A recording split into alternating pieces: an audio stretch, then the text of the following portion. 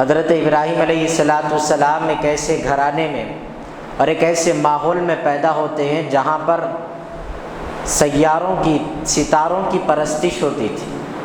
تارے کو خدا مانتے تھے وہ لوگ، ان کے خدا ستارے تھے، سیاروں کی پرستش ہوتی تھی۔ جب آپ نے اپنی نگاہیں اس دنیا کے اندر کھولی تو آپ نے دیکھا کہ کچھ لوگ ہیں جو سورج کو اپنا خدا مانتے ہیں، کچھ لوگ ہیں جو چاند کو اپنا خدا مانتے ہیں، کچھ لوگ ہیں جو آگ کو اپنا خدا مانتے ہیں۔ آپ حیرت کرنے لگے کہ ارے بھائی یہ کیسا خدا جس کو جلاتا خود ہی انسان ہے اور بجھاتا بھی انسان ہے، انہیں کا خدا؟ ستاروں کو رات میں دیکھتے وہ چمکتے، صبح کے اوقات ہوتے وہ غائب ہو جاتے، تو بولے یہ خدا ایسا کیسا ہے جو اپنے بندوں کو چھوڑ دینا؟ یہ خدا نہیں ہے۔ سورج صبح نکل جاتا تو لوگ سورج کو دیکھتے تو اس کی پوجا کرتے کہ بھئی یہ ہمارا خدا ہے، لیکن جب رات ہوتی تو وہ ڈھل جاتا، تو سمجھ جب وہ کہتے کہ بھئی یہ کیسا خدا ہے جو اپنے بندوں کو چھوڑ کر چلے جاتا۔ لہذا انہوں نے کہا کہ یہ ساری باتیں ڈھونگ ہیں، غلط ہے، یہ سارا جھوٹ ہے، یہ ہمارا خدا ہو ہی نہیں سکتا۔ نہ یہ چاند ہمارا خدا ہے، نہ سورج ہمارا خدا ہے، نہ تارے سیارے، نہ یہ آگ، نہ یہ پانی، ان کا خدا ہونے سے کوئی تعلق ہے ہی نہیں۔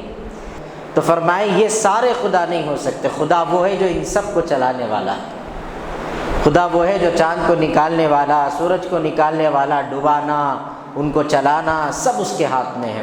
حضرت ابراہیم علیہ السلام نے فرمایا انی وجہت وجہی للذی فطر السماوات والارض حنیفا وما انا من المشرکین، کہ ہاں اب میں اپنے چہرے کو اس ذات کی طرف کر رہا ہوں جو ان ساری شے پر قدرت رکھنے والا ہے، وہی مالک ہے، میں ان معاملات میں کوئی شرک نہیں کر سکتا، کہ اللہ ہی میرا رب ہے۔ حضرت ابراہیم نے اس دور میں کہا جس دور میں یہ کہنا ہی اتنا بڑا ظلم تھا کہ آپ پوچھئے مت، کہ آپ لوگوں کو یہ کہتے پھرتے کہ یہ تمہارا خدا نہیں ہے، اس کو چھوڑ دو، تو لوگ آپ سے بغض رکھتے، نفرت رکھتے۔ ایمان جہاں پر آ گیا، سچ اور جھوٹ ایک جگہ جمع نہیں ہو سکتے۔ آپ دین کی دعوت دیتے، لوگ آپ پر طنز کرتے، آپ کو برا بھلا کہتے، حد تو یہ ہوئی کہ ایک دن سارا کا سارا گاؤں عید منانے کے لیے اپنے گاؤں سے کہیں دوسرے مقام پر چلا گیا۔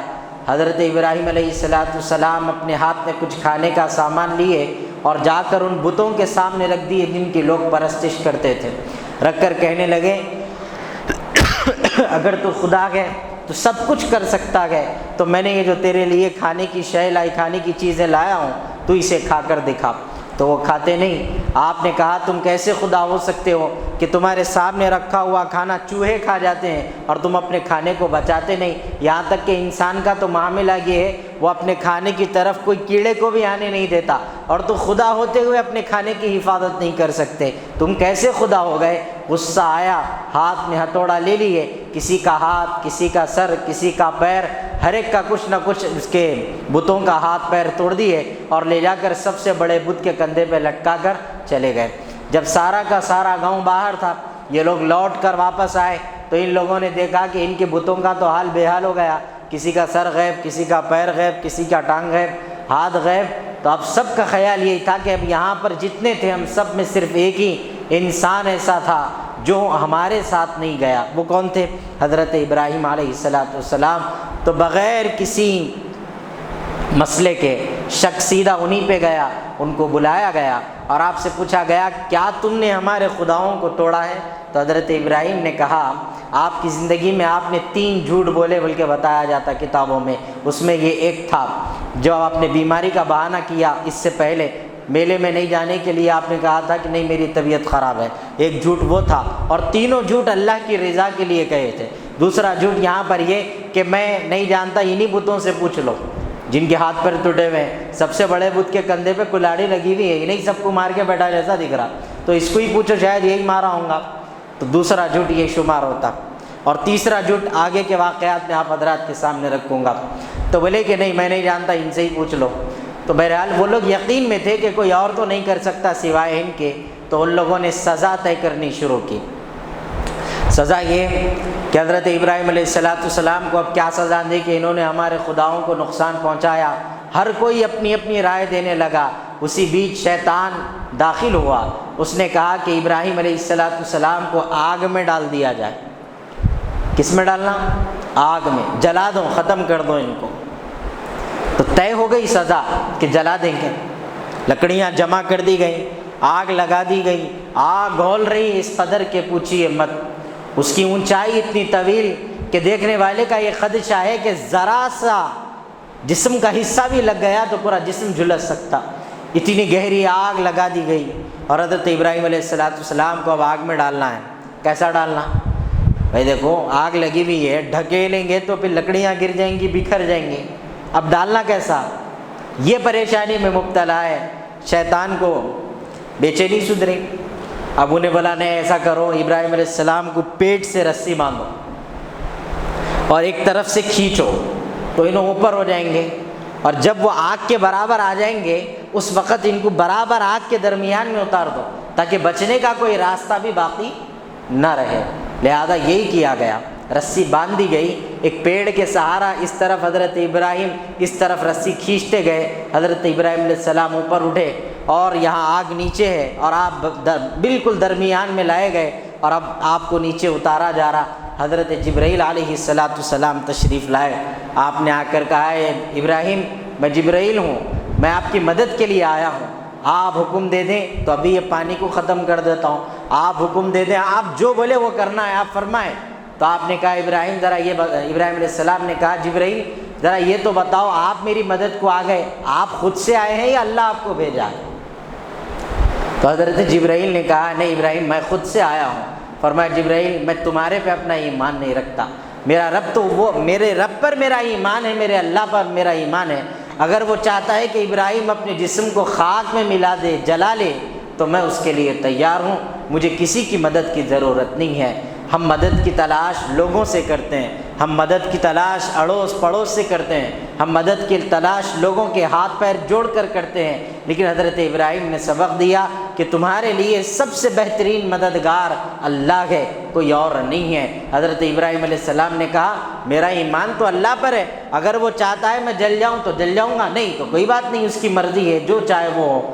آگ میں ڈالے جا رہے ہیں، اللہ نے آگ کو حکم دے دیا قلنا یا نار کونی بردا وسلاما علی ابراہیم، کہ آگ ٹھنڈی ہو جا سلامتی کے ساتھ ابراہیم علیہ السلام پر۔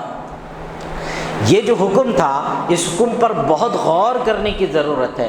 جو آدمی اللہ کے لیے کوئی چیز قربان کرتا ہے، اپنی جان، اپنا وقت، اپنا مال، اللہ تبارک و تعالیٰ اس کی نیتوں کو ضائع ہونے نہیں دیتا، اس کے عمل کو ضائع ہونے نہیں دیتا۔ جس طرح بندہ جس اخلاص کے ساتھ اللہ سے محبت کرتے ہوئے نیک عمل کرتا ہے، اللہ تبارک و تعالیٰ اپنے بندے کو اس سے کئی گنا زیادہ بندے کو اجر و ثواب اور اس کا بھی اللہ خیال کرتا ہے۔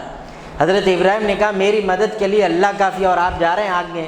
اللہ نے کہا آگ کو کہے آگ ٹھنڈی ہو جا، اتنی ٹھنڈی بھی نہیں کہ ابراہیم کو سردی ہونا شروع ہو جائے، بلکہ فرمایا بردوں وسلاما علی ابراہیم، ایسی ٹھنڈی ہو جا کہ ابراہیم علیہ السلام کو نہ سرد لگے نہ گرم لگے، بلکہ تیری طاقت ختم ہو جائے۔ دیکھنے والے دیکھتے رہیں کہ یہ تو آگ ہے، لیکن ابراہیم کے لیے یہ آگ باغ بن جائے۔ فرماتے ہیں حضرت ابراہیم علیہ السلام کو جب آگ میں ڈالا گیا، سب کے خام و خیال یہ تھے کہ اب آپ جل رہے ہیں، لیکن کس کو کیا خبر تھی یہ لوگوں کے لیے وہ آگ ہے، دکھنے میں آگ ہے، ہاتھ لگائیں تو جل جائیں گے یہ بھی، لیکن ابراہیم علیہ السلام کو وہ آگ چھو نہیں پائی، کیونکہ اللہ نے حکم دے دیا کہ تجھے جلنا ہے، جلانا نہیں۔ اور جلانا بھی صرف کس کو نہیں ہے؟ ابراہیم علیہ السلام۔ لہذا حضرت ابراہیم علیہ السلام کو اپنا ملک بڑا عزیز تھا، لیکن آپ نے اپنا ملک چھوڑ دیا، کیونکہ آپ کو دین کی دعوت دینا تھا، آپ کو اسلام کے لیے محنت کرنا تھا۔ آپ نے اپنا خاندان چھوڑا، اپنے عزیز و قریب چھوڑ دیے، اپنے رشتہ داروں کو چھوڑ دیا، سب سے ترک تعلق کر کے آپ کی بیوی آپ کی اہلیہ حضرت سارہ کو لے کر اپنے پاس سے وہاں سے نکل گئے۔ حضرت ابراہیم علیہ السلام کی زندگی پر اگر غور کریں گے تو آپ کی پوری زندگی آزمائش۔ اللہ نے اس لیے کہا خلیل کا، میں اگر اپنے ساتھ کسی کو رکھوں اور میں کہوں یہ میرا دوست ہے، یا آپ کہیں کہ یہ میرے دوست ہے، تو دوست کی بنیاد ایک دوسرے کی قربانیوں پر دوستی کا ٹکاؤ ہوتا ہے۔ وقت کی قربانی، مال کی قربانی، جان کی قربانی، کہ سامنے والے کو محسوس ہو کہ یہ میرا دوست بن سکتا ہے۔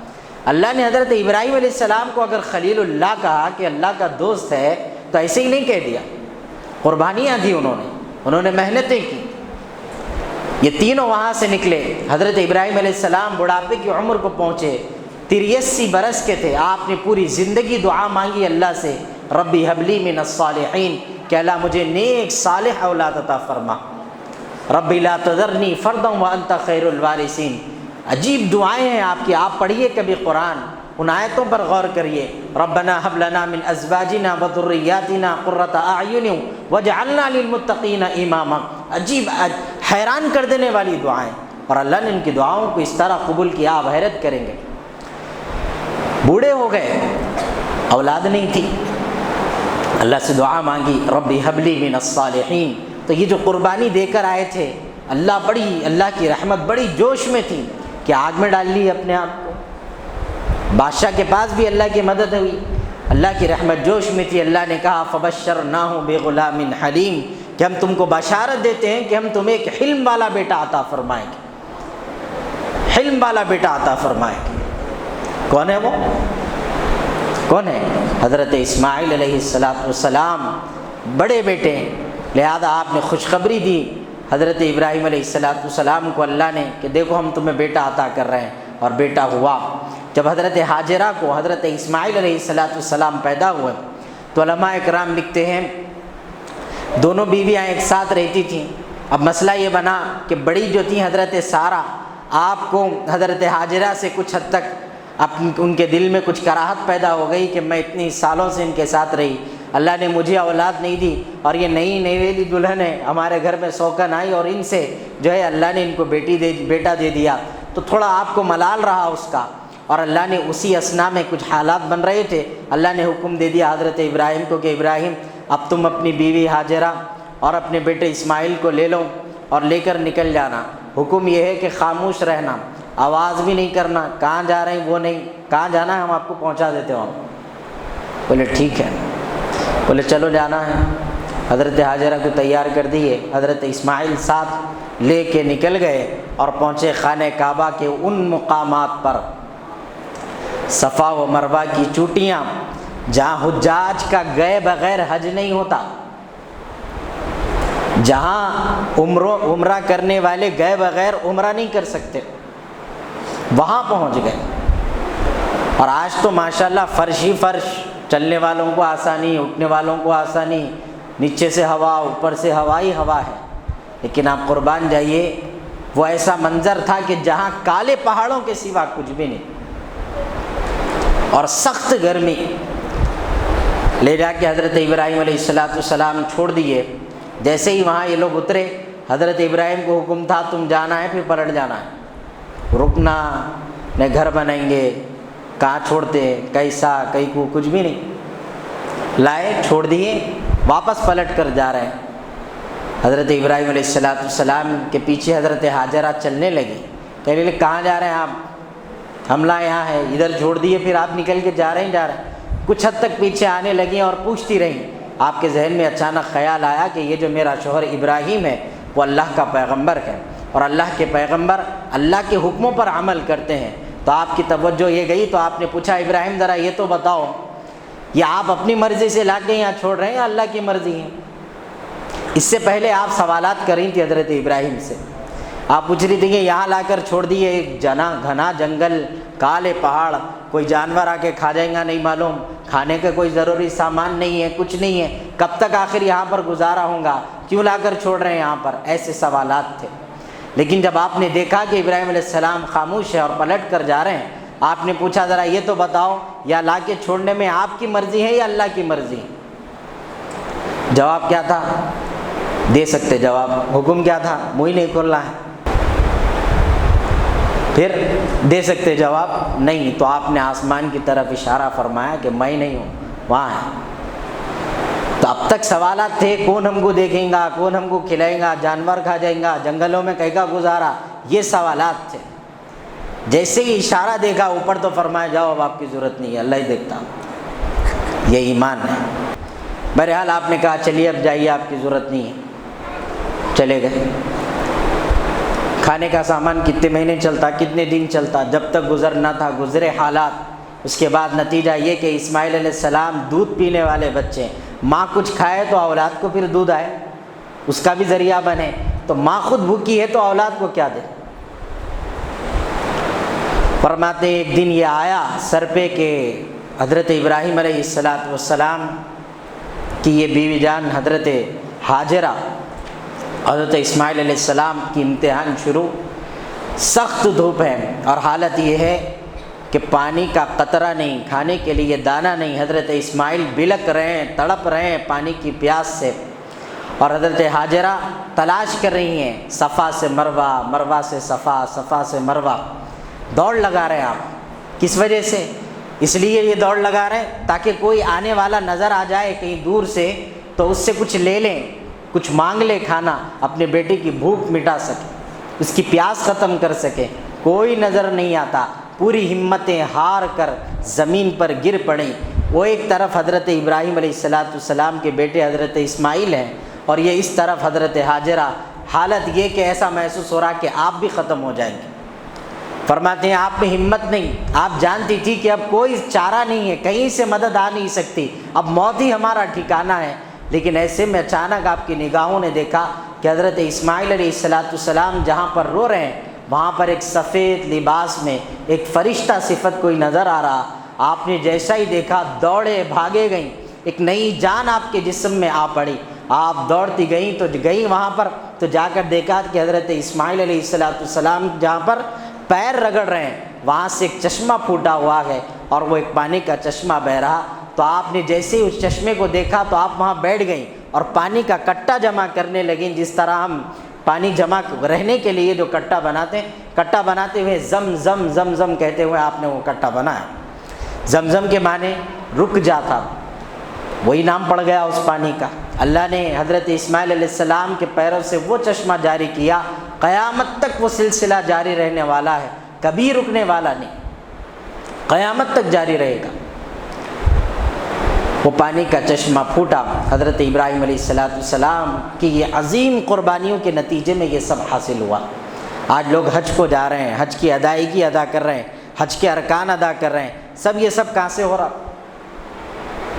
یہ پوری ادائیں ہیں حضرت ابراہیم علیہ السلام نے جو کیا، حضرت اسماعیل علیہ السلام نے جو کیا، حضرت ہاجرہ نے جو کیا، روزانہ یہی عمل ہے، حج والے بھی وہی کرنا ہے، عمرے والے بھی وہی کرنا ہے۔ تو یہ حکم اللہ نے دیا، یہ طریقے ہم کو سکھائے ہیں، پابند ہمیں ہونا ہے۔ اللہ ہم سب کو وہاں کے دربار کی حاضری عطا فرمائے اور ہر سنتوں پر عمل کرنے کی توفیق عطا فرمائے جو ان حضرات نے کی ہیں۔ پھر بعد میں ایک لمبا وقت گزرا، اس کے بعد اللہ نے حکم دیا ابراہیم وہ لوگوں کو چھوڑ کے آئے تھے نا، آپ اللہ سے التجا کرتے تھے اللہ میں لوگوں کو وہاں چھوڑ کے آیا، ذرا دیکھ کے تو آتا ہوں۔ اللہ نے اجازت دیتی، جاؤ۔ بولے اچھی بات ہے، جا رہے ہیں۔ تو پھر اللہ فرمایا جا رہے ہیں تو کیسا جانا ہے؟ سواری پہ جا رہے ہیں، سواری پہ ہی رہنا، اترنا نہیں، سمجھ رہے ہیں؟ سواری پہ ہی رہنا، اترنا نہیں اور بات نہیں کرنا، جانا دیکھنا پلٹ کے آ جانا۔ حضرت ابراہیم علیہ السلام اللہ کے نبی تھے، نافرمانی نہیں کر سکتے تھے، جو اللہ نے کہا وہی کیے، پہنچ گئے۔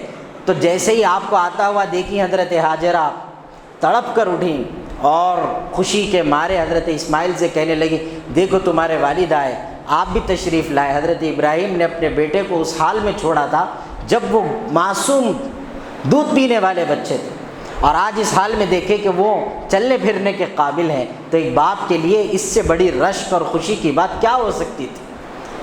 لیکن قربان جائیے اللہ کی محبت نے سب لٹا دیا، جان دی ہوئی اسی کی تھی، حق تو یہ ہے کہ حق ادا نہ ہوا۔ پہنچ گئے، ملاقات کیا، بس خاموش بیٹھے ہوئے ہیں۔ آپ نے فرمایا سردار اتری اب سواری سے اپنی، اتنے لمبے وقت کے بعد تو آپ تشریف لائے، حکم ہے بات نہیں کرنا۔ بولے بس ختم۔ بولے ٹھیک ہے، یہی اللہ کی مرضی تو میری بھی یہی مرضی، جو اللہ کہے اسی پر سب کچھ قربان ہے۔ بولے ٹھیک ہے کوئی بات نہیں۔ آئے، دیکھ لیے دونوں کا چہرہ، پھر پلٹا کر سواری نکل کر چلے گئے۔ اس کے بعد آپ نے خواب میں دیکھا کہ آپ اپنے بیٹے کو ذبح کر رہے ہیں۔ ایک بار نہیں دیکھے، 3 بار دیکھے۔ 2 بار خیال ہوا شاید کہ یہ شیطانی وسوسہ ہو، یا پھر اللہ کس قسم کی قربانی چاہ رہا، بولے اونٹاں ذبح کرتے گئے 2 بار میں، تیسری بار جب ہوا تو طے ہو گیا کہ اللہ آپ کو حکم دے رہا۔ بہرحال وقت ہو گیا، قربانی کے واقعہ انشاءاللہ عید کے دن وقت رہیں گا تو ضرور آپ حضرات کے سامنے رکھیں گے۔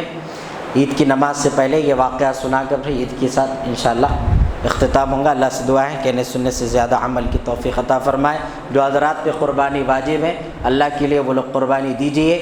قربانی کے پیسے کو نہ کسی کو صدقہ دے سکتے، نہ کسی کو ہدیہ دے سکتے، دینا ہے قربانی الگ، ہدیے تحفے صدقہ سب الگ، سمجھ رہے ہیں آپ؟ قربانی واجب ہے، وہ چھٹتی نہیں آپ سے۔ آپ بولیں گے نا قربانی کے پیسے 10 بکرے دینا پڑتا، وہ 10 کی جگہ میں 2 کے پیسے غریب کو دیتا ہوں، نہیں، 10 کے 10 یا دو، غریب کو الگ سے دو۔ اگر آپ کا استطاعت نہیں ہے غریب کو دینے کی تو اللہ نہیں بولے استطاعت نہیں ہے تو دعا کرو اس کے واسطے، قربانی پہلے دو۔